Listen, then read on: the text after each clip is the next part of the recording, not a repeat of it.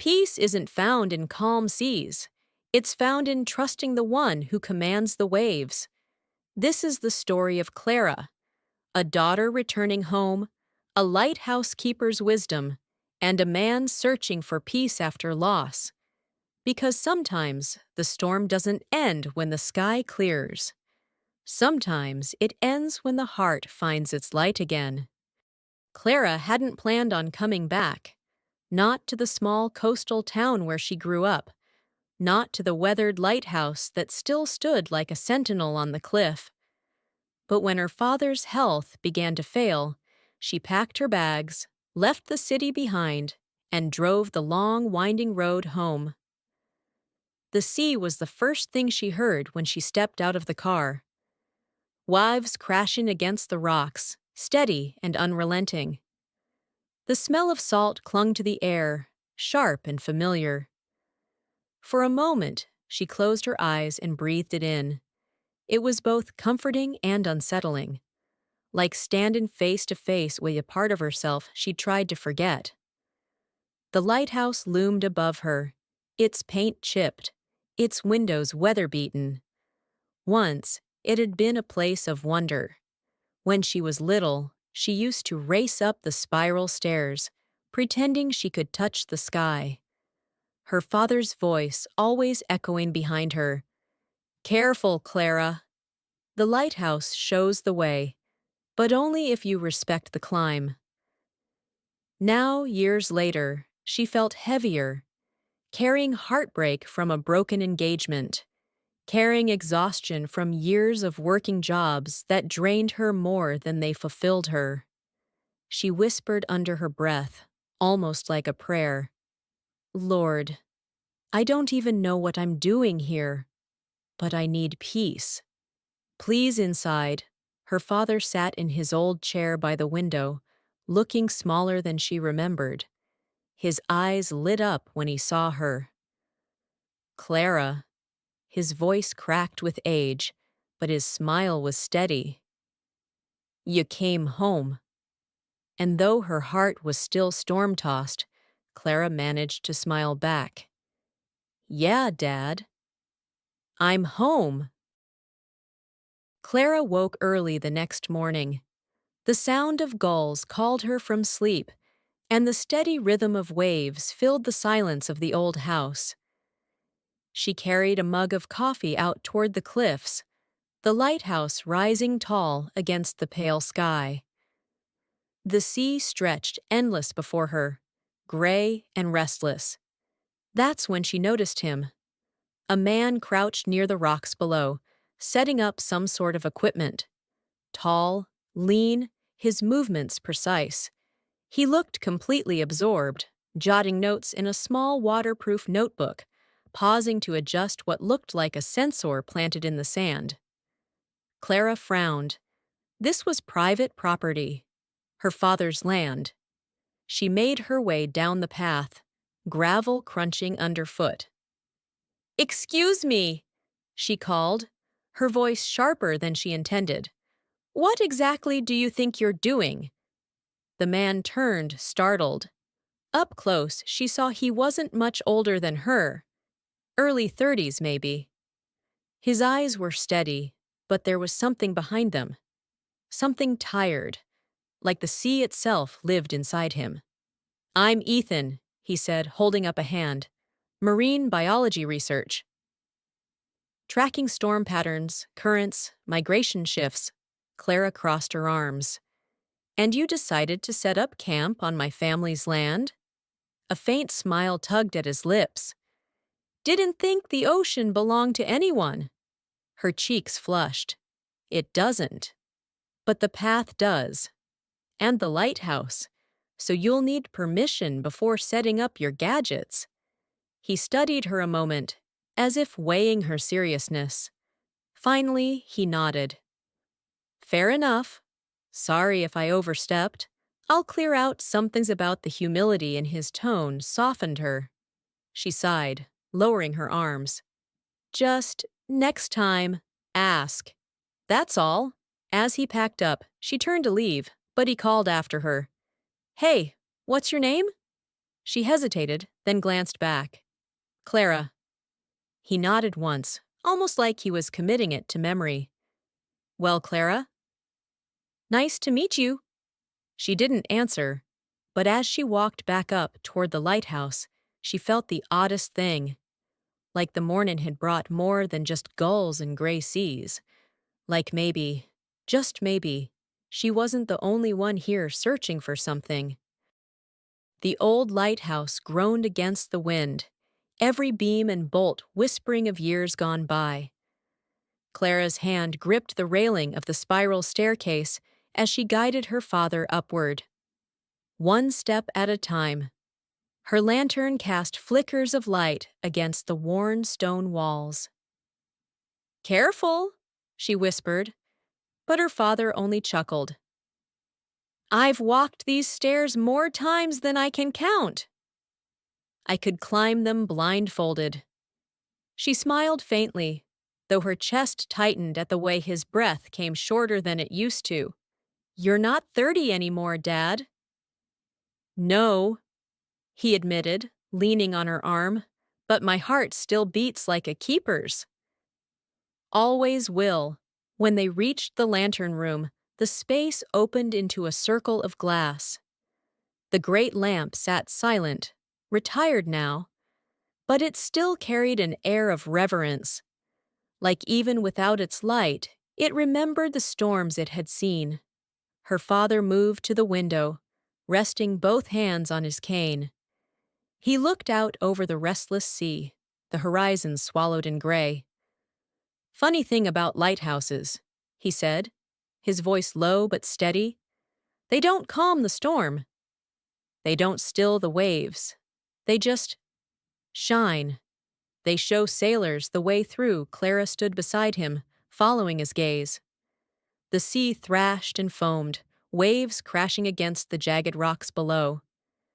As a child, she'd thought the lighthouse was magic, that its beam could push the darkness back. Now she understood. It was never about stopping the storm. It was about survival, about hope, about light that said, "You're not alone." Her father's voice softened. You remember when you were little and you begged to climb all the way to the top? Clara chuckled, the memory vivid. I remember you trying to catch me. I thought if I could just reach the sky, I'd be safe.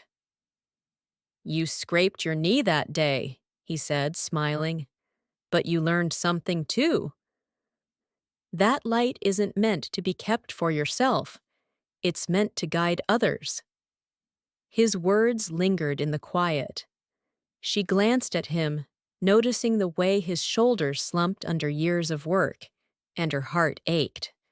He wasn't just teaching her about lighthouses.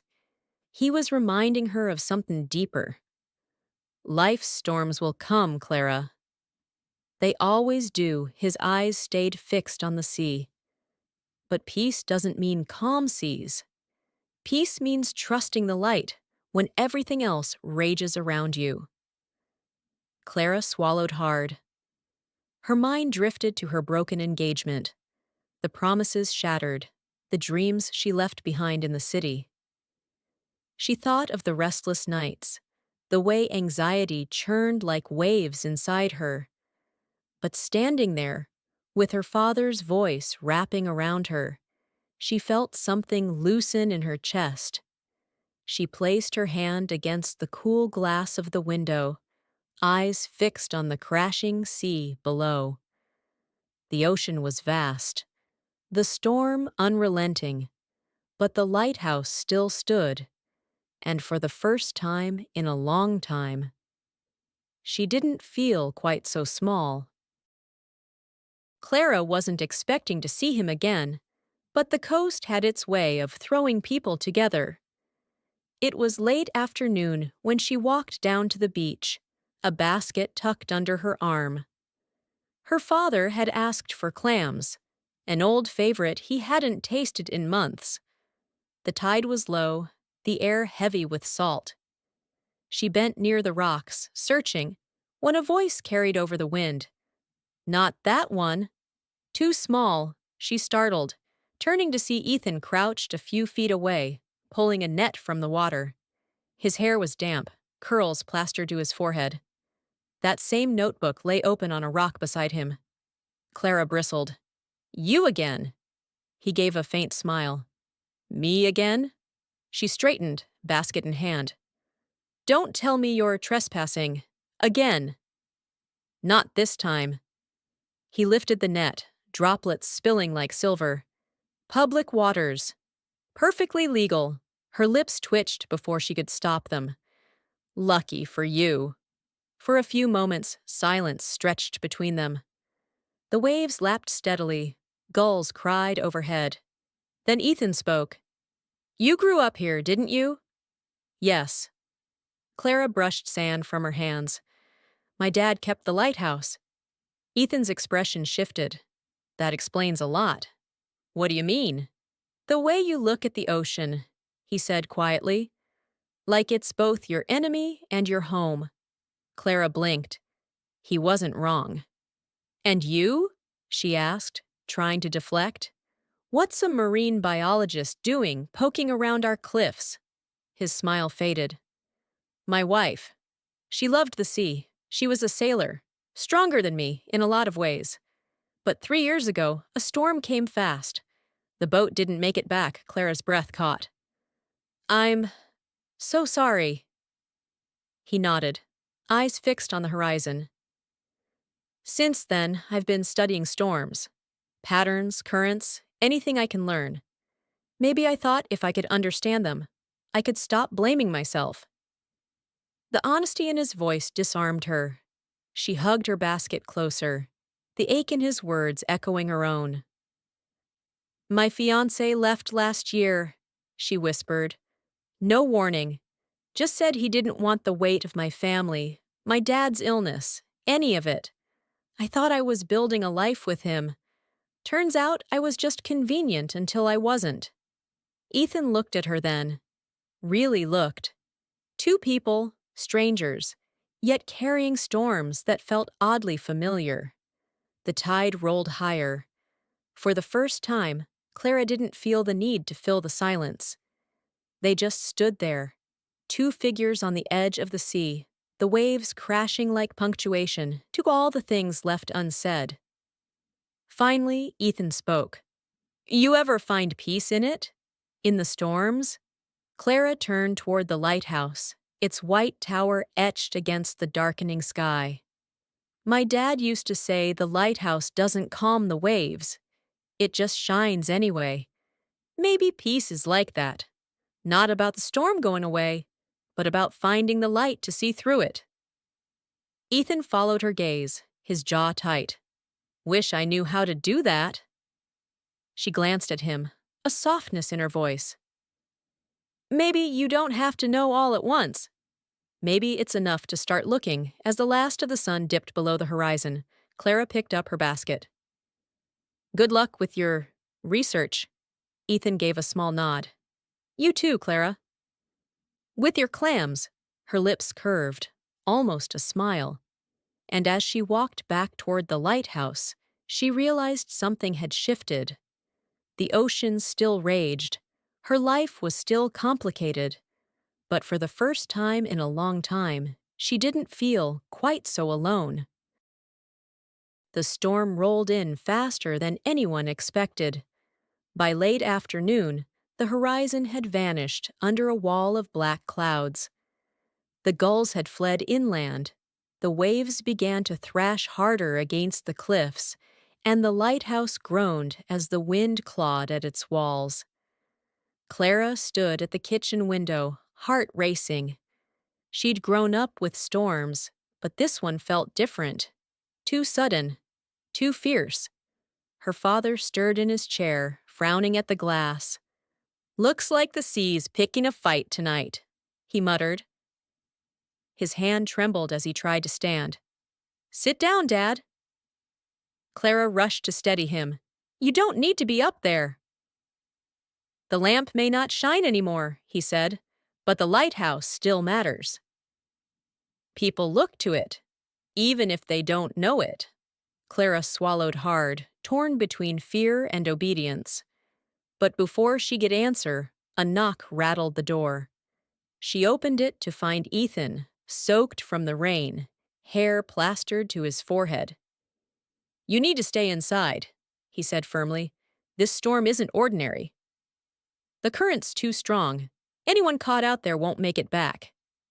Clara's breath hitched. "You walked here? In this?" "Didn't have a choice." His voice was tight, urgency in his eyes. "The tide's surging higher than I've seen in years. If it rises past the seawall, the lower houses are in danger." I thought, maybe the lighthouse could still help. Signal, something. Her father coughed from the chair. "He's right. The towers stood through worse. If nothing else, it's a place to wait it out." Ethan glanced toward him, then back at Clara. "Come on, you shouldn't stay down here." Minutes later, the three of them climbed the winding staircase together. The storm bellowed around them, windows rattling as if the whole tower might shake apart. By the time they reached the lantern room, the sea below was a raging field of whitecaps. Lightning split the sky, illuminating jagged cliffs and furious waves. Clara pressed her hand against the glass, trying to steady her breathing. Her chest tightened, panic swelling inside her. She hated this feeling, the helplessness, the reminder that no amount of control could stop the storm. Ethan noticed. "Hey," he said gently, stepping closer. "Breathe with me. In and out." She shook her head, her breath coming too fast. "I can't." Yes, you can." His voice was firm, grounding. "Look at me, Clara." Not the storm, just me.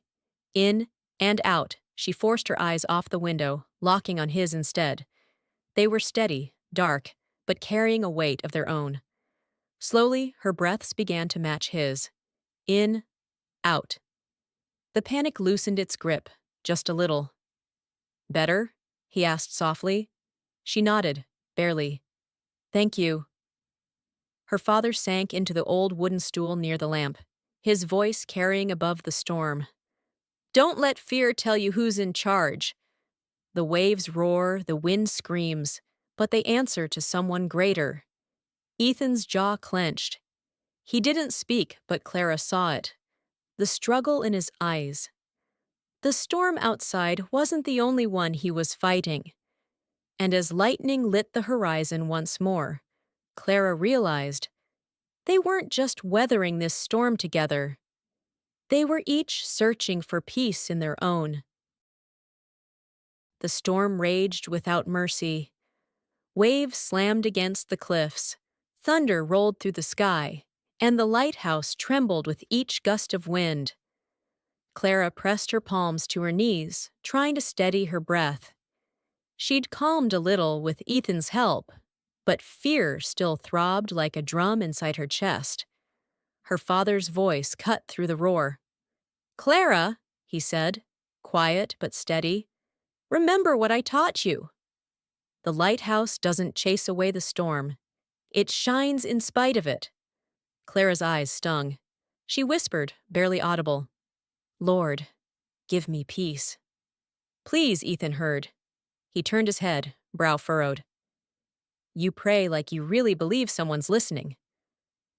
"I do," Clara said simply, "even when the waves feel louder than his voice." Especially then, Ethan gave a soft, bitter laugh. "I tried that once. Years ago. Didn't stick." He looked away, jaw tight. "My wife believed. She prayed every time she set sail. And the storm still took her. So don't tell me faith makes the sea behave." Clara swallowed, her heart aching for him. "No," she said gently. "Faith doesn't make the sea behave. But it tells me I don't face it alone." Ethan stared at her, stormlight flashing in his eyes. For a long moment, the only sound was the rain lashing against the glass. Then Clara did something she hadn't done in years. She prayed out loud. "God, this storm is strong, but you are stronger. Protect this lighthouse. Protect us. and give us peace that no wave can take away." Her father closed his eyes, murmuring his own quiet amen. Ethan said nothing, but his chest rose with a shaky breath. And as the thunder rolled again, something shifted in the room. The storm outside hadn't calmed. If anything, it grew wilder. But inside, a strange stillness spread. Not silence, not safety, but peace. Ethan leaned back against the wall, his voice low. "You actually believe that prayer matters?" Clara nodded. "Yes, because peace isn't about calm seas. It's about knowing the light won't go out, no matter how dark it gets." For the first time since she'd met him, Ethan's face softened. Not healed, not whole, but softened, like a man daring to believe there might be more than just storms. The storm broke sometime near dawn. Clara hadn't slept. None of them had. They'd sat through the night in the lantern room, listening to the roar of the sea as if the world itself might split apart. But now, as the first sliver of sun stretched over the horizon, the waves softened. The sky, torn and restless only hours ago, melted into a fragile gold. Clara pressed her forehead to the cool glass, her breath fogging the window. The sea was still rough, but it was no longer raging. It was tired. Like them. Her father shifted in his chair, his cane resting against the railing. "Told you," he murmured, his voice hoarse. "The storm always ends. And the light always outlasts it." Clara blinked back tears. She slipped her hand into his, squeezing gently. "Thanks for reminding me, Dad." He smiled faintly, eyes on the sunrise. "Don't thank me. Thank the one who made the morning beside them." Ethan leaned against the wall, arms crossed loosely over his chest. He looked different in the new light. Less guarded, less sharp-edged. Clara studied him quietly. He caught her gaze, then looked away. "You prayed last night," he said after a moment. "Out loud." "Yes." "Why?" "Because fear was louder than my thoughts," Clara admitted, "and I needed to hear hope." Not just think it. Ethan let that settle. He rubbed the back of his neck, eyes still fixed on the horizon. "When you prayed, I didn't feel like running. For the first time in years, I felt steady." He gave a shaky laugh. "Almost peaceful." Even while everything outside was trying to tear itself apart, Clara's lips curved, soft and genuine. "That's the point. Peace isn't the absence of storms. It's knowing you don't face them alone." They stood in silence for a while, watching the sky deepen into orange and pink. Down below, the village began to stir. Fishermen inspected their boats. Mothers ushered children into the street. The world was still bruised, but alive. Ethan finally spoke, his voice low. "My wife, she prayed like that. I used to think she was naive. But maybe she wasn't. Maybe I was the blind one." Clara's heart tightened at his honesty. She wanted to say something comforting, but instead she let the silence do the work. Sometimes silence was its own kind of prayer. As the sun climbed higher, Ethan turned to her. "I don't know if I can believe the way you do." "Not yet. But last night, it made me want to try." Clara met his eyes. They weren't steady like the sea, but like the shore, worn, scarred, and somehow still standing. "That's all faith really is, Ethan," she said gently. "Not having it all figured out. Just being willing to take the first step." Her father tapped his cane lightly, his eyes twinkling. "First step's always the hardest, but worth it." Ethan chuckled softly, glancing at him. "Maybe I'll take it then." One step, Clara smiled, warmth settling into her chest. The storm had shaken them all, but it had also done something else. It had cleared the air. The lighthouse stood tall behind them, its glass glinting in the new sun. The storm had raged, yes, but it hadn't won. By midday, the storm was only a memory. Clara walked along the cliff path with Ethan at her side, her father resting back at the house. The air was fresh, scrubbed clean by the night's fury. Salt clung to the breeze, and the grass sparkled with dew. The lighthouse towered above them, its glass catching the sun like a crown. Ethan kept his hands in his pockets, his eyes on the sea. "I used to think storms meant failure," he said quietly. "Like if I'd done something different, they wouldn't have come.